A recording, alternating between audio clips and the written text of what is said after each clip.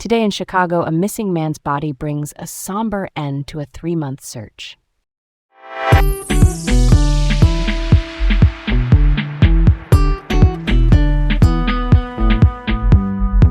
I'm Garrett. And I'm Leah. Welcome to Laid Back Local, the news of the day with Leah and Garrett in Chicago. All right, let's set the stage for this one. First up, the news we have is about Ulises Miguel Segura Dorantes.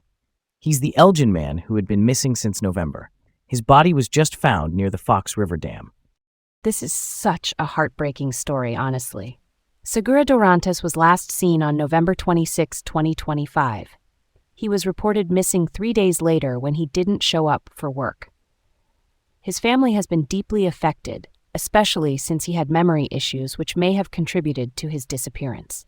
Yeah, Leah, it's tough. His body was discovered on February 19th, and an autopsy confirmed that he drowned.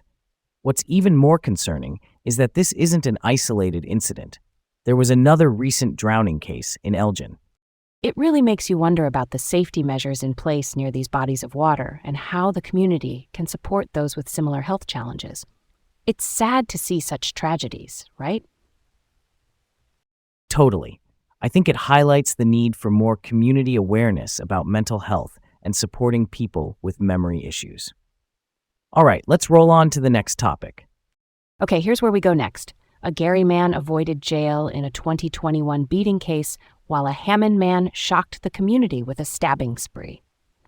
Yeah, so William Brian Glass, who's 47 and from Gary, pled guilty to criminal confinement and domestic battery. This stems from a 2021 incident at the Mosley Motel where he severely beat a woman. And then there's Brandon Robinson from Hammond, who went on a stabbing spree just before Valentine's Day. He attacked one man in a grocery store and another after a car accident. It's terrifying. Honestly, it's a real concern how these violent incidents are being handled. Glass avoided jail, which raises questions about the effectiveness of legal deterrence, especially in domestic violence cases. I totally get where you're coming from, Garrett. It's important for the justice system to take a firm stance to ensure public safety. Okay, let's move on to the next topic. Next up, Cook County's 6th district candidates are focusing on property tax reforms in the primary race. That's right. 5 Democratic candidates are vying for the 6th district seat, each with a unique take on property tax reduction and healthcare accessibility. This district includes parts of Bridgeview, Justice, and Hickory Hills. Property taxes are a huge issue in local politics, and it's interesting to see how these candidates plan to address it. Plus, Donna Miller, the incumbent, is aiming for a congressional seat now. Engaging in local elections is crucial, and the focus on property tax reform is really important for suburban communities. All right, on to the next. All right, here's where it gets interesting. Glass Solutions is relocating to Portage, promising community and environmental benefits. The company's moving from Griffith, and the new site will house 2 buildings. It's set to be ready by March 2027, and they're even planning a kayak launch on Salt Creek. Sounds fun?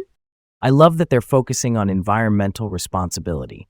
They're ensuring cleaner stormwater runoff, which is a great step. Companies taking such initiatives are setting a positive example. Exactly, Garrett. Encouraging more businesses to adopt such community-focused initiatives is essential. All right, on to the next. Last up, David Schwimmer is revamping Looking Glass Theater, boosting Chicago's arts scene. Schwimmer, known for Friends, is really committing to rejuvenate the theater. It's faced challenges post-COVID, but his fundraising and rebranding efforts are sparking new life. Supporting local cultural institutions like Looking Glass is so important. Schwimmer's using his celebrity influence for good, and that's something to celebrate. Absolutely agree, Garrett. Thanks for tuning in to Laid Back Local, the news of the day with Leah and Garrett in Chicago. Have a great day, and we'll catch you tomorrow.